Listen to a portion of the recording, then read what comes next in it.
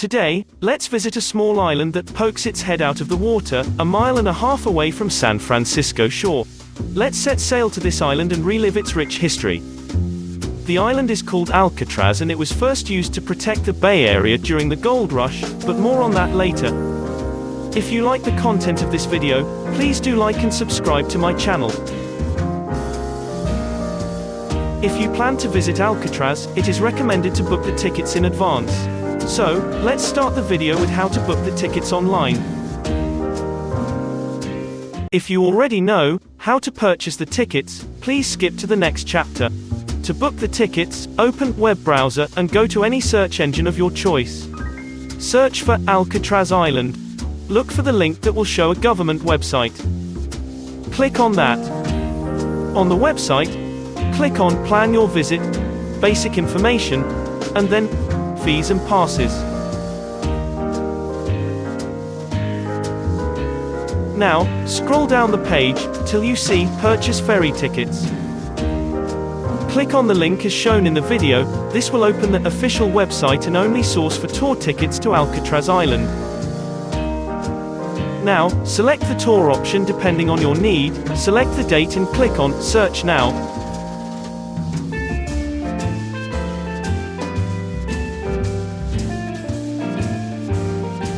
The next page will show you the ticket availability. Select the date, time and quantity.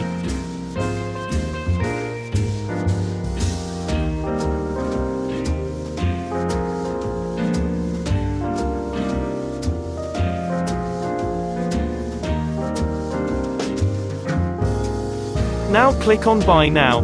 This will open a form, enter your details including email. The tickets will be sent to you over email. Finish the process and get ready for your trip. We start the tour at Pier 33, Alcatraz Landing. Boy oh boy! Look at the queue, so please plan to reach at least 15 minutes before your tour starts. While we en route to Alcatraz Island from Pier 33, over the next couple of minutes, let's enjoy the breeze from chilly waters of California's San Francisco Bay along with the mesmerizing view of the city and its iconic Golden Gate Bridge.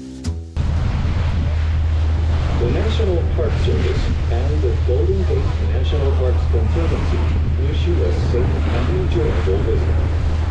Once again, thank you for sailing Alcatraz cruises.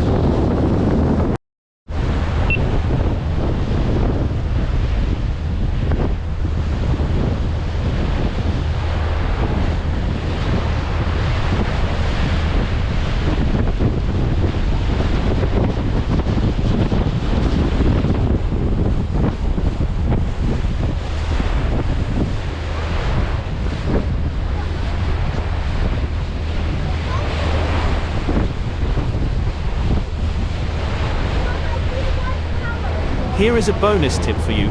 The island is going to blow your mind.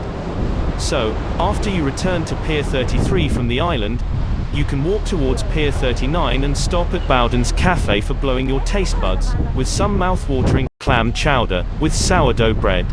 Bowden Group has been serving these delicious dishes since 1849, and is a must-try when you visit San Francisco. Do let me know in the comments, if you had a chance to enjoy clam chowder with sourdough bread, and how was the experience. Nothing in this video is sponsored and this dish is indeed my personal favorite.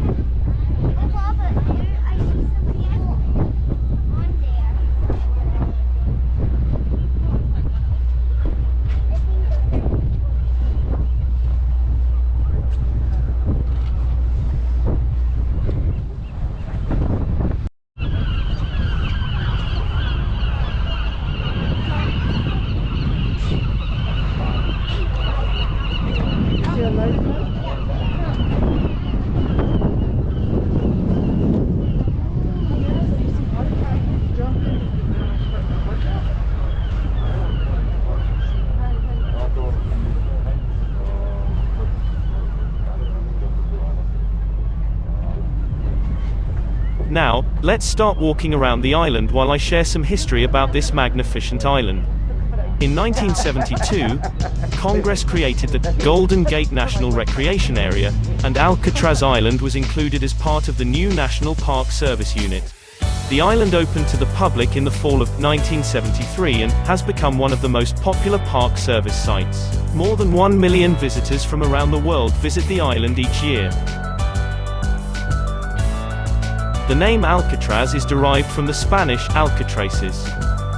In 1775, the Spanish explorer, Juan Manuel de Ayala, was the first to sail into what is now known as San Francisco Bay. His expedition mapped the bay, and named one of the 3 islands, Alcatraces. Over time, the name was anglicized to Alcatraz. While the exact meaning is still debated, Alcatraz is usually defined as meaning, pelican, or strange bird.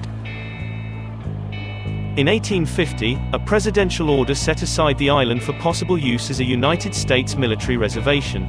The California Gold Rush, the resulting boom in the growth of San Francisco, and the need to protect San Francisco Bay led the U.S. Army to build a citadel, or fortress, at the top of the island in the early 1850s. The Army also made plans to install more than 100 cannons on the island, making Alcatraz the most heavily fortified military site on the west coast.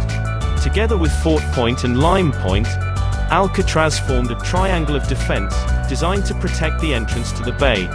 The island was also the site of the first operational lighthouse on the west coast of the United States.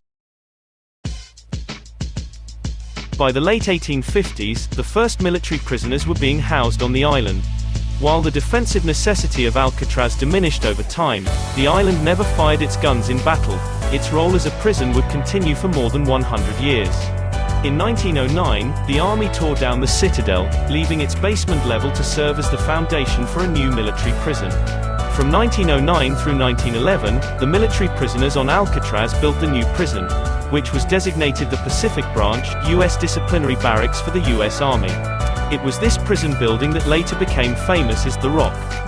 The U.S. Army used the island for more than 80 years, from 1850 until 1933, when the island was transferred to the U.S. Department of Justice for use by the Federal Bureau of Prisons.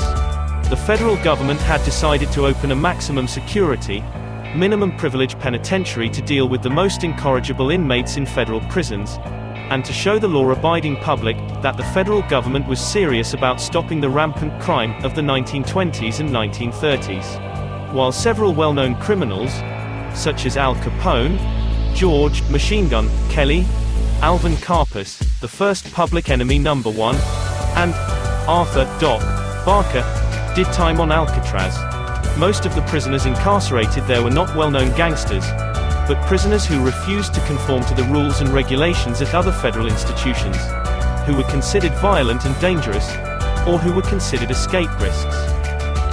Over the 29 years, 1934 to 1963, that the federal prison operated, 36 men, including 2 who tried to escape twice, were involved in 14 separate escape attempts. Of these, 23 were caught, 6 were shot and killed during their escape, and 2 drowned.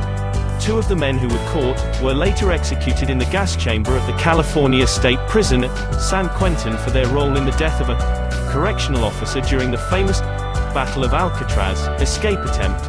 Whether or not anyone succeeded in escaping from Alcatraz depends on the definition of successful escape. Is it getting out of the cell house, reaching the water, making it to land, or reaching land and not getting caught?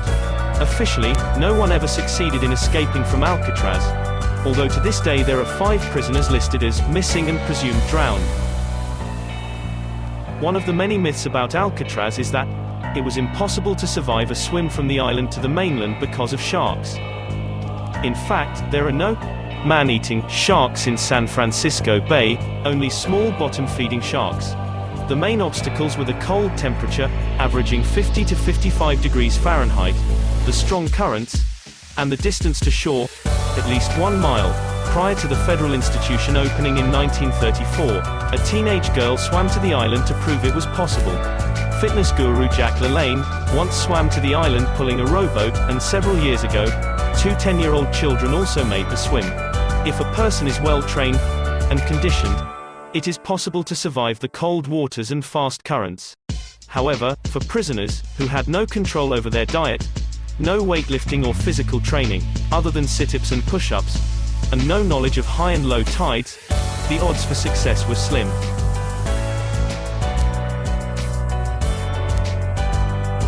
While Alcatraz was certainly not Club Med, its tough-as-nails reputation is a bit of a Hollywood creation. The prison's one-man-per-cell policy appealed to some inmates because it made him less vulnerable to attack by fellow jailbirds. Alcatraz's first warden, James A. Johnston, knew poor food was often the cause of prison riots, so he prided himself on serving good food, and inmates could return for as many helpings as they wanted. Inmates who behaved had access to privileges, including monthly movies and a library with 15,000 books, and 75 popular magazine subscriptions. Overall, some prisoners considered the conditions inside Alcatraz to be more attractive than at other federal prisons, and several asked to be moved there. Although it seems like it may be a bit of a luxury, the inmates were provided with warm water for bathing. The rationale behind it, however, was that the inmates would start to freeze quickly if they tried to escape in the frigid cold water of the San Francisco Bay surrounding the island. Eventually, the doors to Alcatraz closed permanently in 1963 because the maintenance of the facility became too expensive.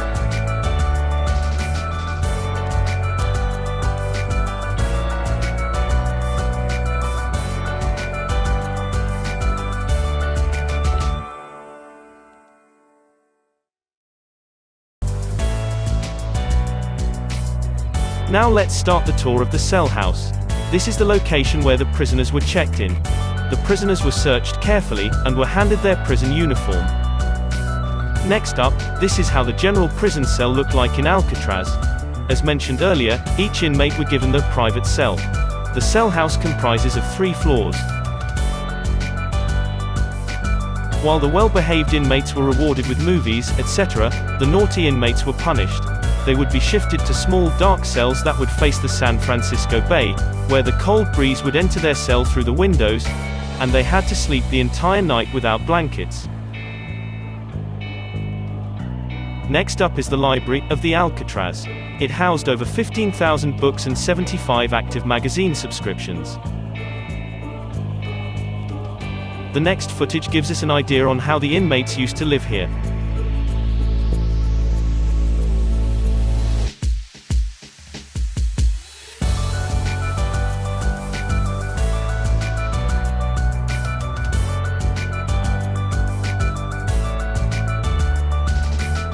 This is cell 138 in Alcatraz that housed Frank Morris until his escape, and shows how the false head was placed on the pillow, so that the guards would not draw attention of his escape during the night count.